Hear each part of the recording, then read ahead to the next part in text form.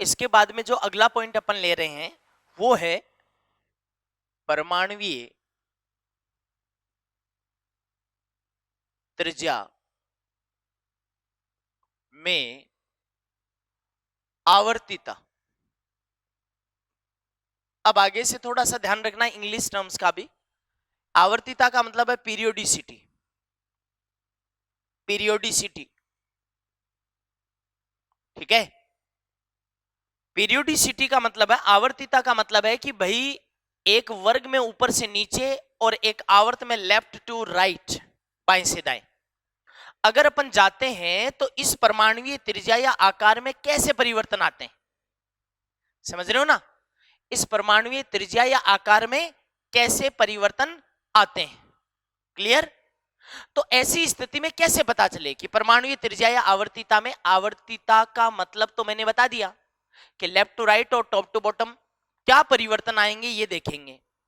लेकिन इस दौरान क्या ध्यान रखना पड़ेगा कि परमाणुवीय त्रिज्या किन किन कारकों पर निर्भर करती है वो भी अपन देख चुके। लेकिन एक चीज बेटा जी ध्यान रखना कि यहां पे आवर्तिता का मीनिंग हो गया अपने को दो टुकड़ों में पढ़ना है इसको। तो पहला टुकड़ा क्या आएगा, आवर्त में हमेशा अपन दो भागों में पढ़ेंगे आवर्तिता को।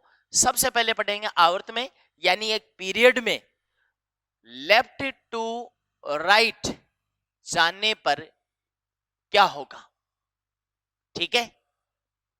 लेफ्ट टू राइट जाने पर क्या होगा, तो एक आवर्त में बाएं से दाएं जाने पर क्या होगा और एक वर्ग में ऊपर से नीचे जाने पर क्या होगा। ये दो टुकड़ों में हम आवर्तिता को पढ़ने जा रहे हैं। यहां मैं एक चीज बताना चाहता हूं आपको, जो ऊपर ही ऊपर आप लिख लेना। क्या, अभी थोड़ी देर पहले बताए भी, क्या कहा कि सर किसी भी परमाणु में, तत्व में कितने कोष हैं ये कैसे पता चले। तो मैंने एक बात बताई थी कि कोष की संख्या, कि भाई किसी तत्व में कितने कोष माने, तो कोष की संख्या बेटा लिख देना किसके इक्वल है, आवर्त के इक्वल मानना है। कोष की संख्या को किसके इक्वल मानेंगे जी, आवर्त के इक्वल मानेंगे, पीरियड के इक्वल मानेंगे कि कौन से आवर्त का है उसमें उतने ही कोष मान लेना, क्लियर है ना। अच्छा, आपको ये ध्यान में ही है कि परमाणु त्रिज्या किन किन कारकों पर निर्भर करती थी, एन स्क्वायर के समानुपाती, जेड इफेक्टिव के व्युत्क्रमानुपाती, शिल्डिंग इफेक्ट के समानुपाती, ऑक्सीकरण अवस्था में आए तो पॉजिटिव के व्युत्क्रमानुपाती और नेगेटिव ऑक्सीकरण अवस्था के समानुपाती। ऐसी चीजें देख ली। तो सबसे पहले एक ही आवर्त में अगर मैं बाएं से दाएं जा रहा हूं ऐसे, तो आप एक बात बताओ कि अगर मैं ऐसा कर रहा हूं तो बेटा जी आवर्त बदल रहा है क्या, नहीं बदल रहा। एक ही आवर्त में बाएं से दाएं जा रहा हूं तो आवर्त नहीं बदल रहा। अगर आवर्त नहीं बदल रहा तो मैं ये भी तो कह सकता हूं कि कोष भी नहीं बदल रहा। फिर तो कोष यानी एन की संख्या भी क्या रहेगी, कांस्टेंट रहेगी। बोलो सही है ना। इसका मतलब है एक कारक तो हट गया, मुख्यतः दो ही कारक होते हैं बेटा, एक तो कोष की संख्या और एक जेड इफेक्टिव, ठीक है ना।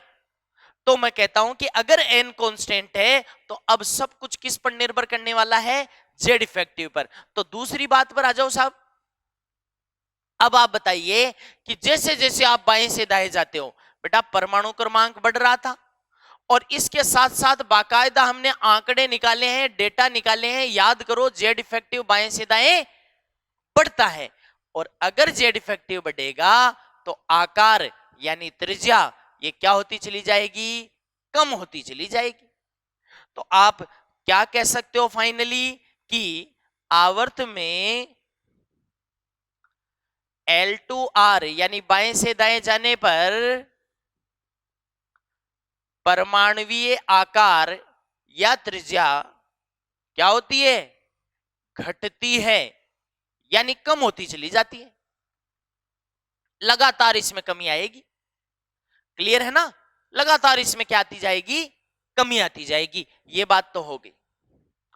अब साहब इसके बाद में और आगे बढ़ो थोड़ा सा, कि ये तो एक रेगुलर बात आ गई कि आवर्त में लेफ्ट टू राइट जाने पर परमाणुवीय आकार घटता है, ये तो रेगुलर बात आ गई। लेकिन इसके बहुत सारे अपवाद भी हैं, अपवाद हैं, एक्सेप्शंस हैं, ठीक है ना। कुछ अपवाद हैं, उनको अपने को देखना पड़ेगा। और अपवाद क्या है, ये मान लो कि इन पर ज्यादा नजर रखनी पड़ेगी क्योंकि ये रेगुलर बात से हटके होते, इसलिए इनको अपन ये भी कह सकते हैं कि मैक्सिमम अपवाद जो भी बताऊं वो बेटा जी ज्यादा इंपॉर्टेंट हो रहे हैं यहां पे, ठीक है ना।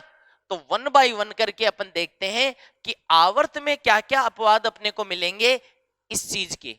पहला, नंबर 1, पहली चीज बेटा जी, एक आवर्त में L2R आकार कम होता है, लेकिन अक्रिय गैस का आकार, उस आवर्त में आने वाली अक्रिय गैस का जो आकार है, बताना चाहता हूं कि अक्रिय गैस का आकार उस आवर्त में सर्वाधिक होगा। अब तुम कहोगे कि सर क्यों होगा सर्वाधिक? क्योंकि उसमें कौन सी त्रिज्या मापते हो अक्रिय गैसों में, ये बताओ आप। तो तुम कहोगे सर उसमें तो वांडरवाल त्रिज्या मापते हैं और वांडरवाल त्रिज्या अन्य त्रिज्याओं से बहुत बहुत आगे रहती है। तो क्योंकि इनमें वांडरवाल त्रिज्या मापी जाती है, ठीक है ना। तो साहब वांडरवाल त्रिज्या मापी जाती है, इसलिए ये सबसे ज्यादा होती है, ठीक है। जैसे मैं दूसरे आवर्त की बात कर लूं, सेकंड आवर्त की बात करूं बेटा, तो इसमें है lithium, beryllium, boron, carbon, nitrogen, oxygen, fluorine, neon, ठीक है ना। ये तत्व है साहब। लेफ्ट टू राइट जाऊंगा तो आकार में लगातार कमी आएगी, इसमें कोई दिक्कत नहीं है। लेकिन जो नियोन है ना, उसमें वांडरवाल त्रिज्या का मापन करते हैं, इसलिए मैं नियोन को सबसे आगे उठा के रख दूंगा। इसी तरह से अगर मैं तीसरे आवर्त की बात करूं तो बेटा जी कौन कौन है तीसरे आवर्त में? Sodium, magnesium, aluminium, silicon, phosphorus, sulphur, chlorine, argon, ये हैं। और अगर मैं इनमें लेफ्ट टू राइट जाता हूं तो आकार में लगातार क्या आती जाएगी? कमी। लेकिन इनमें से सबसे बड़ी कौन होगी? ऑर्गन, ये आगे आ जाएगा। समझे मेरी बात? तो सबसे पहले तो यही बताना चाहता था कि एक आवर्त में बाएं से दाएं जाने पर आकार कम होता है, लेकिन सबसे बड़ा आकार उस आवर्त में किसका होता है? उसमें आने वाली जो भी अक्रिय गैस है उसका सबसे बड़ा कर देना, ठीक है। पहला अपवाद था, ये इजी है भाई, ये तो इजी था। अब आओ दूसरे में। अब बात आती है कि डी ब्लॉक तत्वों की एक श्रेणी की बात करें, बेटा जी इंपॉर्टेंट है, और ये ब्लॉक का काम हो रहा है यहां पे, ठीक है ना। नंबर 2, डी ब्लॉक में टॉप टू बॉटम क्यों जाएंगे? डी ब्लॉक के एक श्रेणी की बात कर लेते हैं, डी ब्लॉक की एक श्रेणी, और श्रेणी तो लेफ्ट टू राइट ही है ना, और अपवाद भी अपन लेफ्ट टू राइट के देख रहे हैं। तो डी ब्लॉक तत्वों की एक श्रेणी में लेफ्ट टू राइट जाएं तो क्या होगा? क्या होगा ये देख लेते हैं। सबसे पहली बात मैं वही बात करूंगा कि नो डाउट अगर एक ही श्रेणी में लेफ्ट टू राइट जा रहे हो तो एक ही श्रेणी में लेफ्ट टू राइट जाओगे तो बेटा आवर्त नहीं बदलेगा। आवर्त क्या रहेगा? कांस्टेंट रहेगा। आवर्त नहीं बदला तो वही बात, कोस भी कांस्टेंट रहेगा, इसलिए इस फैक्टर को तो छोड़ दो, पहले ही छोड़ चुके वैसे तो, लेकिन फिर भी एक बात कर लेते हैं। अब मैं आपको बताता हूं कि परमाणु क्रमांक बढ़ेगा,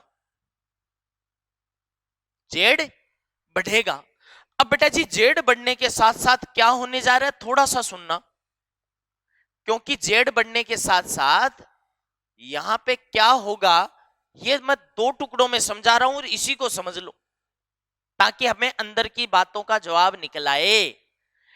भैया जेड बढ़ने का मतलब है, तुम कहोगे सीधा ही कह दो sir left to right Z effective बढ़ेगा। अरे जेड इफेक्टिव बढ़ेगा मैं मानता हूं, कह देता हूं, ठीक है, ये तो रेगुलर बात हो गई, लेकिन जेड इफेक्टिव में आप भूल रहे हो कि जेड इफेक्टिव के भी दो टुकड़े होते हैं, एक नाभिकीय ओरिजिनल आकर्षण और एक अंदर के इलेक्ट्रॉनों का प्रतिकर्षण यानी परिरक्षण। दोनों का रिजल्टेंट होता है जेड इफेक्टिव। मैं रिजल्टेंट की सीधी बात नहीं कर पाऊंगा, मैं दो टुकड़ों में बात कर रहा हूं ताकि ये चीज समझ में आ जाए आपको। ठीक है, तो आप ऐसे समझिए, ये जेड बढ़ने पर प्रोटॉनों की संख्या भी बढ़ती है और उतने के उतने इलेक्ट्रॉनों की संख्या भी बढ़ती है। सही है।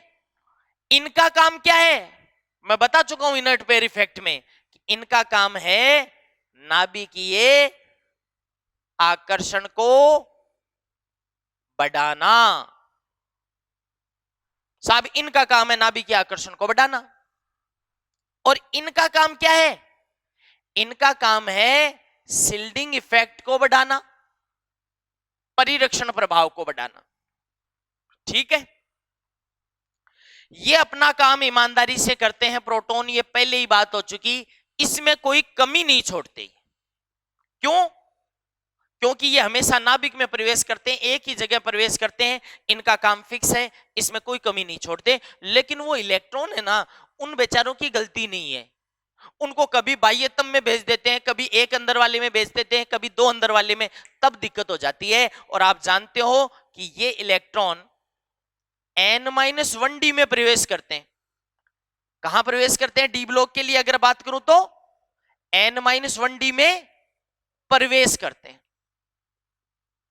तुम कहोगे सर इससे क्या फर्क पड़ेगा, इससे बेटा जी शिल्डिंग इफेक्ट बढ़ेगा तो सही, लेकिन ये डाउटफुल चीज है कि बढ़ भी सकता है और कम भी रह सकता है। कम होगा नहीं लेकिन कम रह सकता है। ठीक है, तो ये मैंने स्टार क्यों डाला कि शिल्डिंग इफेक्ट बढ़ता है, ये बढ़ाने की तो जिम्मेदारी है, लेकिन ये डाउटफुल है। क्यों है? क्योंकि ये इलेक्ट्रॉन कहां प्रवेश कर रहा है साहब, n-1d में प्रवेश कर रहा है। और बेटा जी अगर ये n-1d में प्रवेश कर रहा है तो अब आगे की चीज सुनना कि इनका शिल्डिंग इफेक्ट अयुग्मित अवस्था में, अयुग्मित अवस्था में यानी जब तक अकेले हैं तब तक कम प्रभावी रहता है, अयुग्मित अवस्था में कम प्रभावी रहता है। लेकिन जब युग्मन होना चालू हो जाएगा, यानी युग्मन के बाद शिल्डिंग इफेक्ट प्रभावी होगा। कुल मिला के ये शिल्डिंग इफेक्ट कमजोर भी रह सकता है और प्रभावी भी हो सकता है। तो तुम कहोगे सर जो अपवाद था वो तो बताया ही नहीं आपने, पहले ही सीधा बताने लग गए। अरे अब सुन लो यार कि डी ब्लॉक की एक श्रेणी में लेफ्ट टू राइट जाने पर ये रहा अपवाद, आकार में सुन लेना ध्यान से, अनियमित परिवर्तन होते हैं। मैं ये भी नहीं कह रहा हूं कि लगातार घटता है लगातार बढ़ता है, कुछ नहीं, इरेगुलर चेंजेस आते हैं, अनियमित परिवर्तन आते हैं। और उन अनियमित परिवर्तनों का कारण यह है कि नाभिकीय आकर्षण लगातार बढ़ रहा है, उससे लड़ने की जिम्मेदारी शिल्डिंग इफेक्ट की थी। अब ये शिल्डिंग इफेक्ट कभी तो प्रभावी हो जाता है कभी नहीं होता, समझ रहे हो ना। तो लेकिन ये कब प्रभावी होता है, जब इलेक्ट्रॉनों का युग्मन चालू हो जाता है तब प्रभावी होना चालू होता है। ये चीज थोड़ी सी दिमाग में रख लेना। ठीक है, यहां तक तो क्लियर है कि भाई अनियमित परिवर्तन आते हैं। क्यों आते हैं? क्योंकि दो जैसे जैसे लेफ्ट टू राइट जाते हैं तो परमाणु क्रमांक बढ़ता है, वहां पे दोनों की जिम्मेदारी है प्रोटोनों और इलेक्ट्रॉनों की। प्रोटोन नाभिकीय आकर्षण लगातार बढ़ाते जा रहे हैं, इलेक्ट्रॉन इनका काम है धक्का देना और इस नाभिकीय आकर्षण को बैलेंस करना। ठीक है ना, लेकिन ये परिरक्षण प्रभावी हो भी सकता है और नहीं भी हो। ये पहले तो प्रभावी नहीं होगा जब तक अयुग्मित इलेक्ट्रॉन रहते हैं, जब युग्मन चालू होगा तब प्रभावी होना चालू होगा। ठीक है, इसको एक एग्जांपल से और ज्यादा बेटर समझ सकते हैं अपन, क्योंकि क्वेश्चन भी तुम्हारा 3D सीरीज पर आता है। तो चलो एक एग्जांपल ले लेते हैं अपन, और वो एग्जांपल बेटा जी है 3D श्रेणी का। ये चीज दिमाग में डाल लेना भाई कि शिल्डिंग इफेक्ट कब प्रभावी होना चालू होगा, जब युग्मन चालू हो जाएगा। ठीक है ना।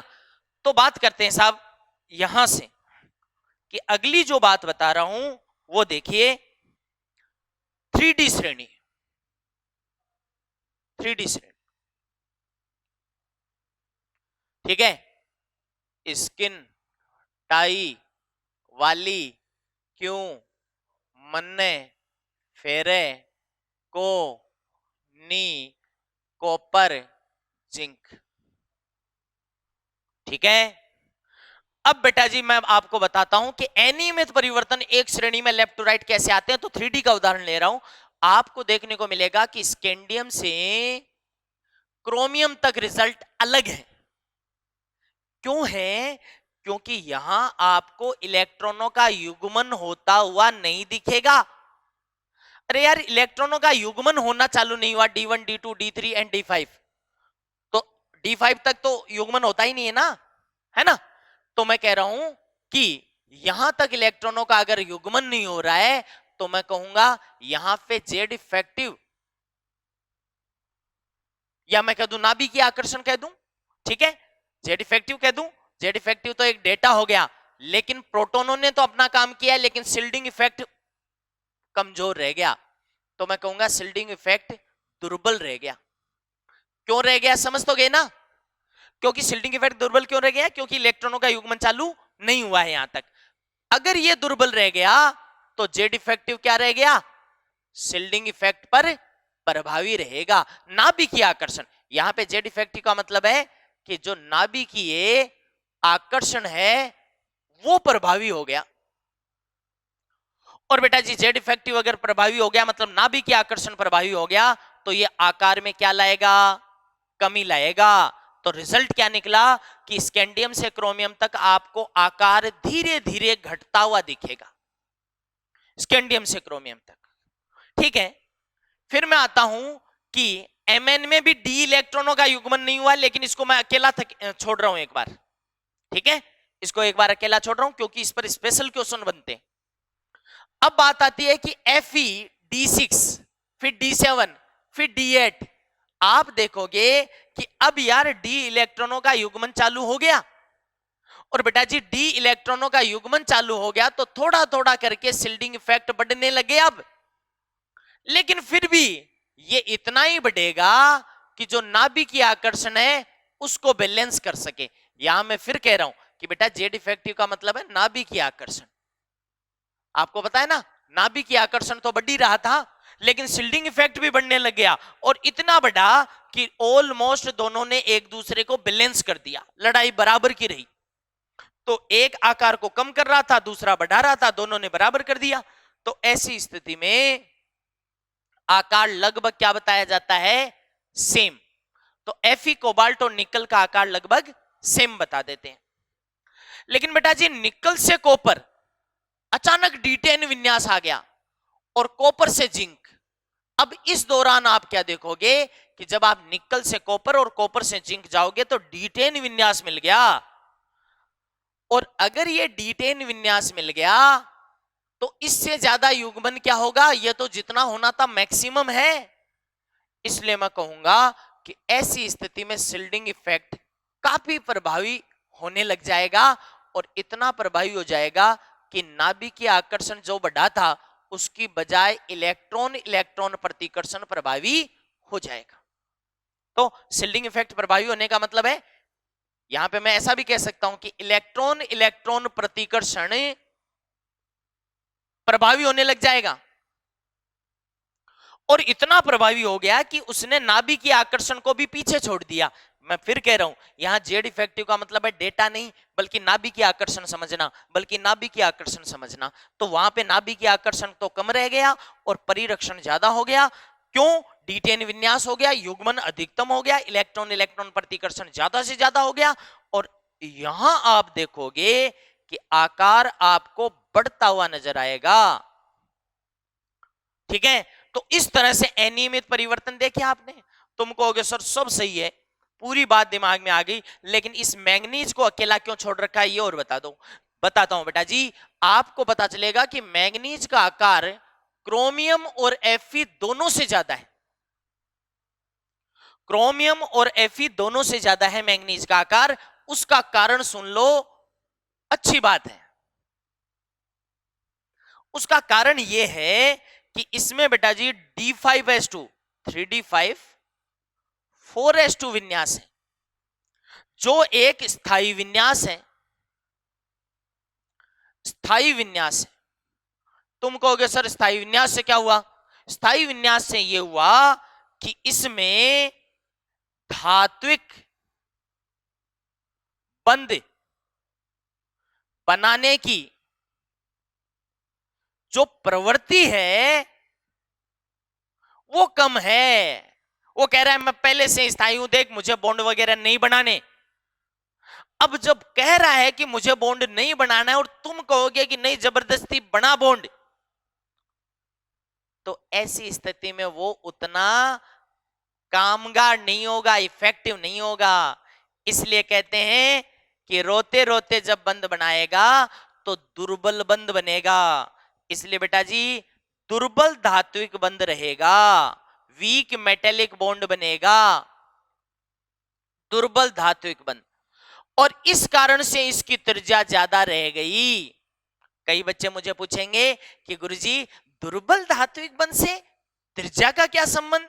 अरे भाई देख ले इधर, यहां पे देखना, दो धातु परमाणु हैं। अगर प्रबल बंध है तो वो पास पास हैं, दुर्बल बंध है तो वो दूर दूर हैं। अब बताओ दोनों के नाभिकों के बीच की दूरी यहां तो ये है और यहां दोनों के नाभिकों के बीच की दूरी ये है। यहां त्रिज्या ऐसे मापूंगा और यहां त्रिज्या इसका आधा करूंगा, तो बताओ क्या ये ज्यादा नहीं आएगी? आएगी। इसलिए दुर्बल धात्विक बंध के कारण से इसका आकार पास वाले दोनों से ज्यादा आ रहा है। आगे एक क्वेश्चन आएगा कि इस दुर्बल धात्विक बंध का ही परिणाम है कि इसका मेल्टिंग पॉइंट, गलनांक काफी कम रह जाएगा आसपास वालों से। ठीक है, तो आसपास वालों से इसका मेल्टिंग पॉइंट भी कम होता है, इसी कारण से कम होता है। एक और चीज बता दूं, आगे एक शब्द आएगा कणन एंथैल्पी, वो भी इसकी अपेक्षाकृत कम रह जाती है।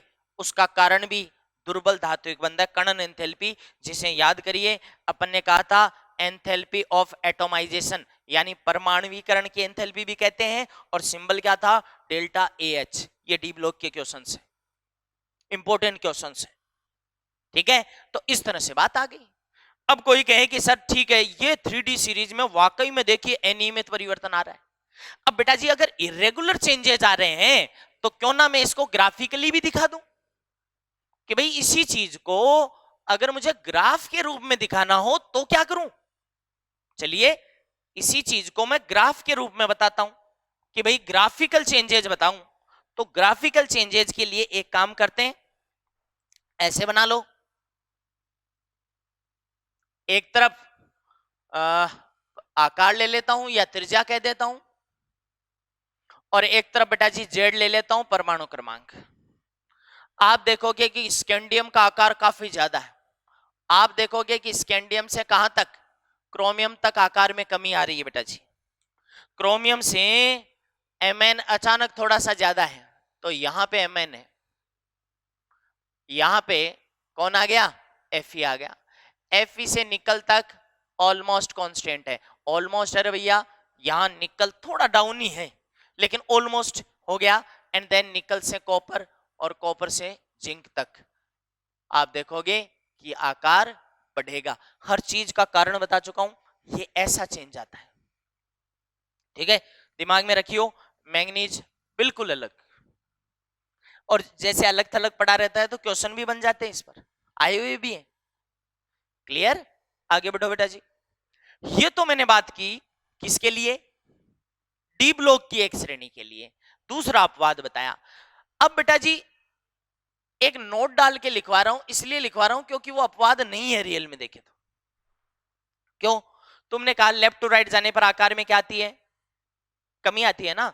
एफ ब्लॉक की एक श्रेणी में जाएं तब क्या होगा? एफ ब्लॉक की एक श्रेणी में L2R जाने पर क्या होगा? तो पता है मेरे दिमाग में वैसी सी पिक्चर बनती है कि यार डी ब्लॉक में जो हुआ वही ए ब्लॉक में होना चाहिए।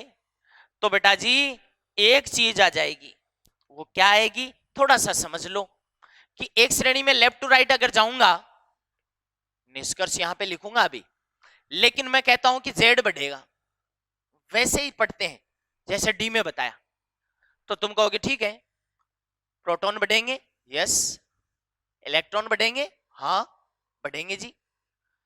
प्रोटॉन क्या बढ़ाएंगे, नाभिक के आकर्षण बढ़ाएंगे, बिल्कुल बढ़ाएंगे, नाभिक के आकर्षण बढ़ा दिया। और हाँ, ये हमेशा अपना ईमानदारी से काम करते हैं चाहे कोई ब्लॉक हो। इलेक्ट्रॉन जब बढ़े तो बेटा जी एक दिक्कत हो गई, ये इलेक्ट्रॉन n-2f में प्रवेश करते हैं, बाहर वाले में नहीं, एक अंदर वाले में नहीं, दो अंदर वाले में प्रवेश करते हैं। तो इनका जो धक्का है वो सबसे बाहर वाले कोष तक जाते जाते लगभग खत्म या दुर्बल रह जाता है। इसलिए ध्यान रखना, एक ही शब्द है, इनका दुर्बल परिरक्षण रह गया।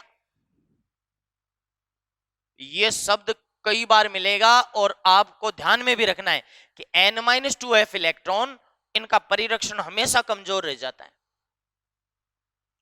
अब अगर ये रह गया तो इन दोनों का परिणामी क्या हुआ ये भी बता दो।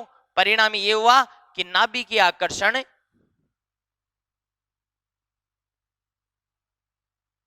परिणामी रूप से बढ़ेगा, और नाभिकीय आकर्षण बढ़ेगा तो आकार में लगातार क्या आएगी, कमी देखने को मिलेगी। समझ रहे हो ना? तो यहां मैं कहूंगा कि आकार कम होता चला जाएगा। तो ए ब्लॉक श्रेणी में लेफ्ट टू राइट जाने पर आकार में क्या आती है जी, कमी आती है। क्लियर है ना? आकार में कमी आएगी। लेकिन अब कहते हैं कि इस आकार में कमी, इसको भी मैं दो भागों में बांट रहा हूं रे, कि एक तो लेंथेनाइड श्रेणी में अगर कमी आ रही है आकार में, अगर ये कमी लेंथेनाइड श्रेणी में आ रही है या फिर एक्टिनाइड श्रेणी में आ रही है, ये देख लेना। ठीक है? अगर ये आकार में कमी लेंथेनाइड श्रेणी में आ रही है तो इसे एक नाम देते हैं भैया, लेंथेनाइड संकुचन। लेंथेनाइड संकुचन कहते हैं, शॉर्ट में कहते हैं एलसी। लालचंद नहीं है ये, लेंथेनॉइड कॉन्ट्रैक्शन, लेंथेनॉइड कॉन्ट्रैक्शन। ठीक है? और बेटा जी अगर एक्टिनाइड श्रेणी में कमी आती है आकार में लगातार तो उसको कहते हैं एक्टिनाइड संकुचन। ठीक है? इंग्लिश में क्या कह दोगे, एक्टिनॉइड कॉन्ट्रैक्शन, एसी। हो गया खत्म। एक चीज और बच गई बस। अब कल को मुझे पूछ ले कि यार लेंथेनाइड संकोचन का कारण बता और एक शब्द में बता, तो मैं कहूंगा यार दुर्बल परिरक्षण। किसका दुर्बल परिरक्षण? n-2f इलेक्ट्रॉनों का। कई कहे कि नहीं n-2 से नहीं समझा, और ज्यादा बता। तो लेंथेनाइडों के लिए आपको पता होना चाहिए कि n का मान 6 होता है, तो n-2 का मतलब 4। इसलिए आप कारण बता देना, 4f इलेक्ट्रॉनों का दुर्बल परिरक्षण इसके लिए जिम्मेदार होता है। एक एक चीज को समझते जाना, आगे बहुत इजी हो जाएगा काम। और एक्टिनाइड श्रेणी में इसको कहते तो एक्टिनाइड संकोचन है, लेकिन एक्टिनाइड संकोचन का कारण पूछ ले तो कहना 5f इलेक्ट्रॉनों का दुर्बल परिरक्षण इसके लिए जिम्मेदार है। ठीक है ना? तो ये लो साहब, एक तरह से डी ब्लॉक की लेफ्ट टू राइट बात होगी, एफ ब्लॉक की बात होगी। एस और पी ब्लॉक में अपवाद है नहीं, एस और पी ब्लॉक में अपवाद है तो केवल अक्रिय गैस है जो आवर्त में सबसे बड़ी है। तो ये पहला भाग हुआ आवर्त में।